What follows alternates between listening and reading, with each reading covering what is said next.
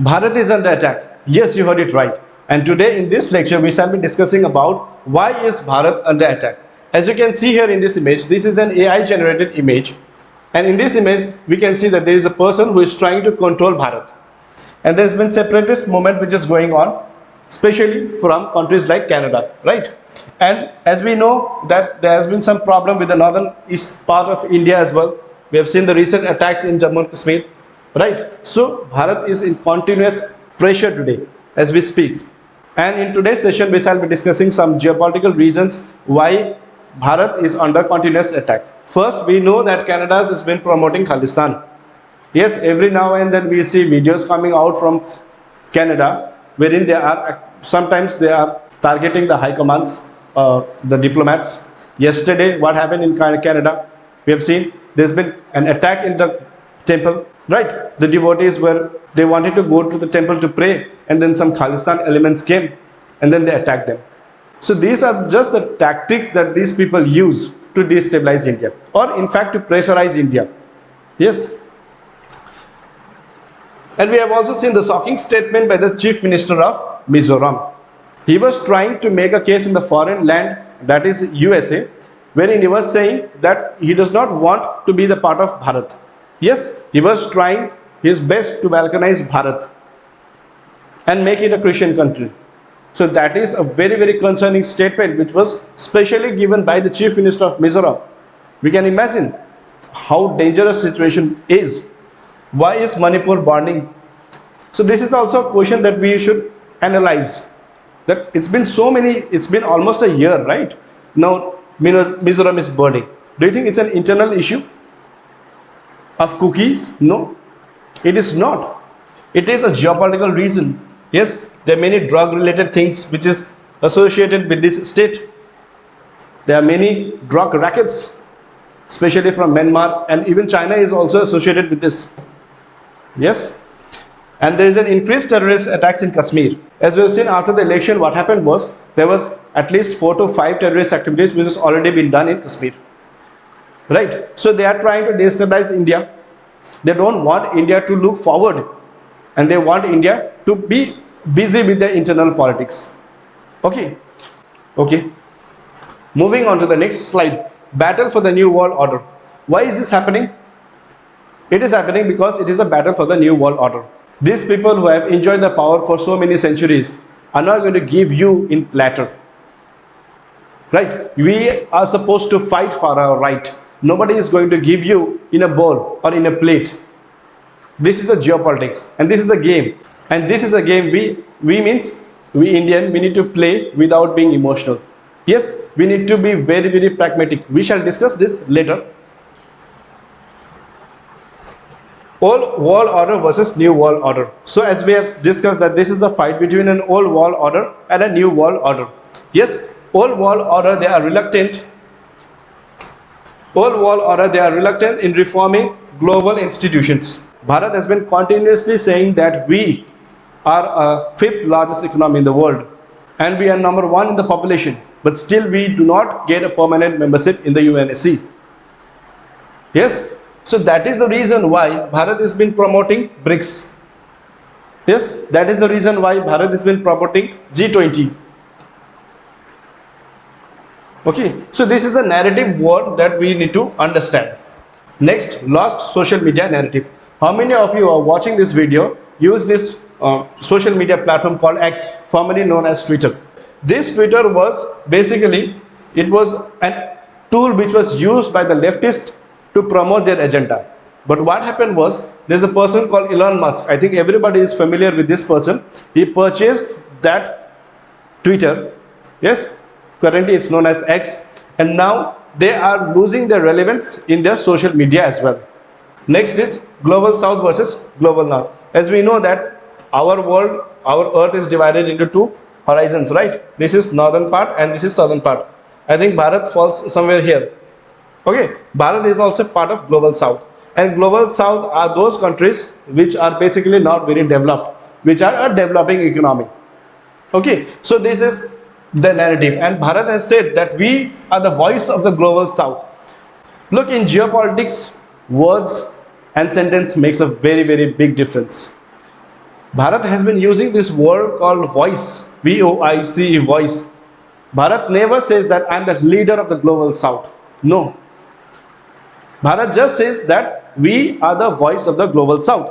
Whereas the northern countries, especially USA, what it says that everybody is my allies. So they work in binary. What they say is either you are with me or you are against me. Bharat has completely rejected this binary, and that is the reason why they are promoting multilateralism. This is also something that we'll discuss in further slides. Okay, so this is the narrative of a global south versus global north. So, and also there's been the rise of middle powers. Yes, we have seen the emergence of countries like Bharat. We have seen the emergence of countries like Indonesia, Brazil. So these middle powers are rising today, and they are challenging the global hegemony, like US and the West especially. Yes, challenging US's hegemony and threat, and it's a threat to dollar supremacy. So recently what happened was there was a BRICS meeting which was held in Kazan. Kazan is a place in Russia. Okay, and what happened was that Vladimir Putin, who was the premier of Russia, what he did was he was actually swaying the people around the currency, the BRICS currency. Whether that is a fake currency, it's not, there is nothing called BRICS currency yet, but this is just the narrative game that the BRICS currency, that the BRICS partners are playing. Why? Because they want to challenge the supremacy of a dollar today. Yes, and why is USA today the greatest power in the world? Because of this supremacy of dollar, as the trades in various countries are done by dollars even today, right? Next is extensive and prolonged wars across the globe. There's been a war in Ukraine and Russia which is going on for last 2 years, right? And also we have seen the wars between Israel and Hamas, Lebanon, Iran, right? There's been a continuous war which is going on. And who benefits from these wars? It is the West, especially those who produce arms and ammunitions. And which is that country? Again, there is only one country which does that, and that is USA. So this, especially in USA, what's happening today as we speak is voting is going on, right? Voting is being counted, and it seems that Trump is going to win. I have not seen the latest results, but as I was saying in the morning, Trump was leading. So if Trump wins, then we can be rest assured that these extensive and prolonged wars are going to end. And if Kamala wins, this is going to go continuously, because that is something which these people, that is the global world order, which is the old world order, thrives in. Next, increase in the incursion of radicals, especially in the West. We have seen the recent examples of France, right? During during Paris Olympics, what was happening in France? People are actually being looted. Why? Because of this incursion of radicals from various parts of the world. These people do not produce kids, and that's the reason why they hire people or human resource from different parts of the globe. And which people go to these places? The people who are radicalized, the people who are gangsters, the people who are robbers, thieves. So only these type of people go, right? Where was I? Reduction in their economic heft. Today, you imagine there is a situation, Prime Minister of Bharat goes to USA and he says, in the United Nations, what he says is that you need to reform in order to become a relevant. Now you understand this. What is the economy of Bharat today? Economy of Bharat is approximately $4 trillion. What is the economy of USA? The economy of USA is approximately $20 trillion. Yes, imagine a country of $4 trillion going to the country of $20 trillion and saying that you need to reform in order to become relevant. Now, will this country of $20 trillion are going to like that? No, but still they are being challenged. Why? Because there has been reduction in their economic heft. Nobody gives a, today I'm saying this, nobody gives a damn about US dollars and US sanctions. Yes, recently what happened was USA have sanctioned 19 companies of Bharat. Bharat said, okay, if you want to sanction, go ahead and sanction. We don't care about your sanctions. So this is what today's situation is. This is the reason why West is continuously attacking Bharat, because we are refusing to play with their rule book.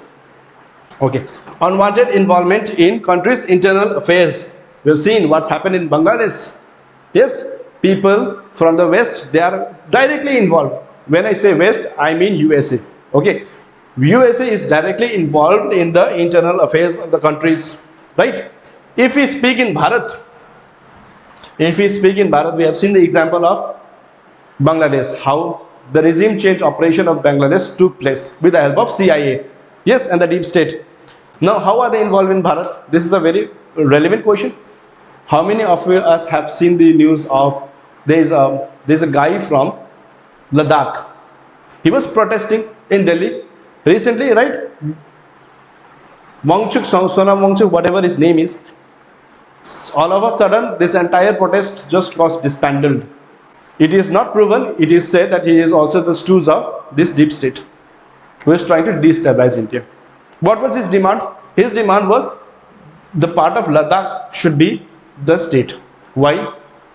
Why was he not protesting when there was an insurgency or criminal activities happening in Kashmir before the abrogation of Article 370? He did not protest then. Yes, and also there was one more. Today, deep state is stopped, and there is one more person. Today, deep state has stopped backing him, and his name is the muffler man of Delhi. Let's leave it to that. Okay. So yes, so this is something which they do. Moving on to the next slide. So as we have discussed this, there is an attack, continuously attack in Bharat. Khalistan targeting from Canada, right? Northeast Manipur, Mizoram, there has been an insurgency, internal politics interference. Yes, muffler man, as we have already discussed, imported from Ladakh, farmers protest. Farmers protest is also an example of this internal affairs that these deep state do in different countries, right? Yes, and this is a very interesting dirty index game. So there is a game of indexes that these West countries use to again malign the countries, right? And there is a very interesting index which says that the happiness index of Bharat is much more lower than that of Pakistan. Yes, during COVID-19 pandemic, what happened was hunger index of Bharat was much more worse than that of Afghanistan. You imagine the people of Afghanistan is much more happier and much more fulfilled than the people of Bharat. So this is the kind of indexes that these people use to malign the country, obviously. Yes, economic attack, threat of sanctions. So these are the things that they basically use, and diplomatic attacks, as we have seen that how diplomats were attacked in Canada recently. Okay. Now what is the motive? Why are they attacking? What's the motive? Bharat should be busy internally, as I have already said in the beginning, right? So what's Bharat's response? Do you think Bharat is going to say, okay, my God, you have done this. I'm like a baby. I'm a $4 trillion economy. I don't know anything. You do whatever you want. No. Is Bharat doing that? No. Bharat is being giving a very, very strong response. And first response that this West, they are never going to like is that this Bharat did this engagement with China. And this is a very, very significant thing that the Bharat did. Because what West wants from Bharat is Bharat should, on behalf of the West, be in a war with China. So that is what West wants. Bharat did not say that. Bharat says that I don't want to be part of your war. Instead, what Bharat did? Bharat disengaged with China. Very, very significant. These people, this USA is never going to like this. Never. Because what USA wants, as I already discussed, USA wants India, that is Bharat, to be, USA wants India, that is Bharat, to go in a war with China. So this is what they want. Since they are such a coward people, these people, they never want to, you just look the history, okay? USA is a mighty USA. They have never won a single war till date. And I'm not even exaggerating this. This is a true fact. USA have never won any war till date. What they did in Afghanistan, they just backed off cowardly from Afghanistan. So they just use the proxies. Like what is USA doing in Ukraine? Okay, let me take another example. USA they cannot fight war with Russia directly. Okay, they don't have that might. What USA is doing is that they are using Ukraine to fight their wars on behalf of Russia. That's the same thing that US wants to do with China. USA don't want China, don't want a fight with China. That's the reason why they are using India in middle. And India refused to accept this. India says that I don't want to be the part of your game. That is the reason why this disengagement. They are never ever going to like this. Another very significant thing what happened was India backed Cuba in United Nations. Normally India does not do that, right? Either Bharat abstains or does not. Basically Bharat abstains. Okay, this time India backed Cuba and says to United Nations, look, and directly India says that to United States, you have been doing human rights violations in Cuba, and India backed that. Very, very strong geopolitical move by Bharat. Yes, they're never going to like this. India rejects the attempt to put Russia in FATF blacklist. These people have obsession with China and Russia. They don't want to have a good relationship. They cannot say a good relationship of India with Russia and India with China. So, India, going against their will, rejects the attempt to put Russia in FATF blacklist. Never going to like it, right? BRICS G20 expansion focus on global south. Bharat has been focusing on global south, and there's been an expansion. Yes, in the presidency of G20 in the presidency of India, Bharat added African Union, and this now G20 becomes G21.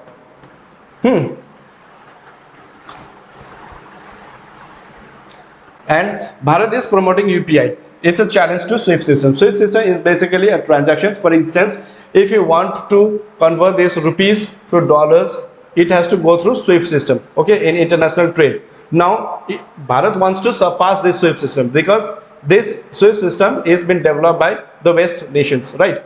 So, in order to challenge this, Bharat has developed UPI, and Bharat has been continuously promoting UPI. And if you ask me if there is anything, one very significant thing that the Modi government has done is that this introduction of UPI. It's a game change for the Bharat. Right? Today nobody carries a cash. Everybody is doing UPI. Right? Scan. Next is Bharat does not care about dictates of USA against Russia. That is the reason why Bharat has been purchasing oil, and also as foreigner deals was also done. Actually what happens is that this USA, what it does is, USA, there is a law in USA called Katsa Act, okay. So through this act, what it does is that anyone purchasing anything from Russia, they basically sanctions. Bharat does not care about this Katsa whatsoever. If you want to sanction, Bharat says go ahead and sanction. But America has never used Katsa against Bharat till date. So you can see the importance of Bharat. We need to be proud for the fact that we are a Bharatiya today, and our stature in the global market has increased. Yes. And this that I was discussing earlier, it focus on multilateralism. Today we don't live in binary. Yes, we live in multilateralism. As I have already discussed, voice of the global south. Bharat wants to carry the entire south and become a voice, not a leader. Not dictate someone by becoming a leader. So it's never going to happen that it's either my way or the highway. No. We want to incorporate everyone and go forward, move ahead. Way forward. What's the way forward? It's been a very long session, I guess, right? Anyway, it's a very interesting topic in itself, for me at least. Anyway, way forward. What happened here? So this is a long game. We need to understand that for the fact that this is not a short game and this is a long game. As power does not come easy, as we have already discussed. They are not going to give their power in a platter to us. Okay. Play the game pragmatically. We need to play the game pragmatically, especially after this statement of the CM of Mizoram. I have seen in the social media, people are very, very emotional about it. Yes. We need to understand for the fact that in 1980s and in 1990s, and in 1980s, what used to happen was, in all the northern part in all the northern eastern part of Bharat, there was a separatist movement going on. Yes, they wanted to become separate from India, but today that is not the case. Today that is not the case. We need to play this game very pragmatically, as I have already said. So there is no place for emotion. Yes, we cannot be emotional about it. Another thing is avoid direct war. As the US wants India to get involved directly in the war, that's never happening. Okay, focus should be in improving our economic strength. We need to increase our economic strength. We need to at least beat $10 trillion economy. Resolve internal issues. Urban Naxalism, terrorism, etc. How many of you have seen my previous video where I have extensively talked about urban Naxals and how are these people extremely dangerous for the society?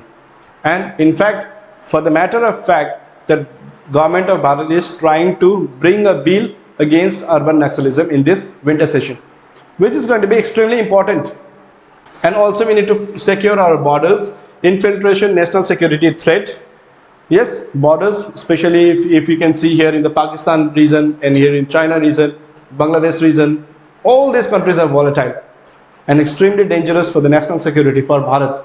So we need to secure the borders also. Okay, and at last, we need to understand this mantra, right?